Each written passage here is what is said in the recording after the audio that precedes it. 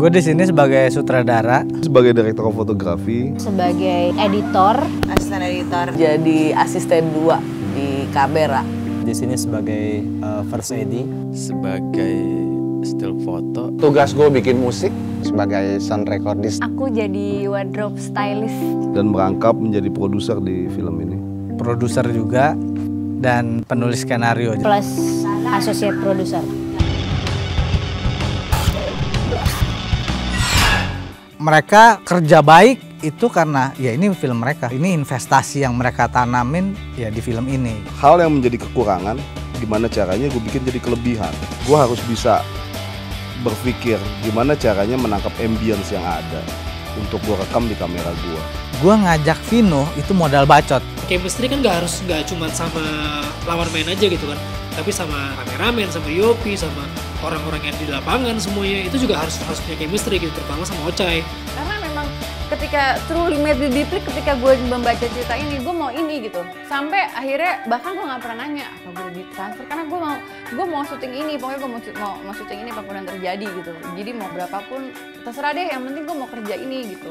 Cuman ternyata mereka punya satu misi, mereka punya satu kesempatan untuk pembuktian kalau mereka tuh bisa bikin film nggak cuma mendadak karena kita punya budget kecil, tapi kita nggak bisa berkarya. Itu sih yang gue suka. Jadi walaupun kita punya budget kecil, tapi nggak menghalangi karya kita untuk membuat film yang bagus gitu. Istilahnya kita punya film murah, tapi bukan film yang murahan. Tingkat kesulitannya lumayan gitu. Ketika kita mengurangi cukup banyak dengan lokasi yang cukup sulit gitu. Maksudnya tantangannya karena dengan peralatan yang minim, kita juga cari lokasi di mana lokasi itu cukup terang di malam hari gitu. Karena kita juga tidak membawa banyak lampu gitu. Ya tapi ini juga nggak semua orang berpikir nggak semua, bukan kru di dalam ya, kru yang di luar film ini banyak yang berpikir bahwa ini bohong, bahwa ini nggak mungkin bisa terjadi. Tapi ya akhirnya sampai hari ini kita udah dapat tanggal tayang dan anak-anak tinggal dapat honor kedua.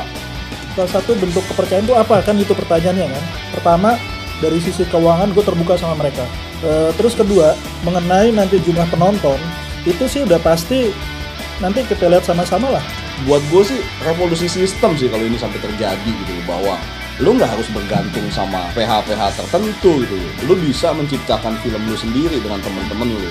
Akhirnya itu rembukan dari semuanya dan berjalan dengan baik sih sampai saat ini. Sampai akhirnya budget itu habis pada saat di editing selesai. Persis di picture lock itu budget juga tuntas.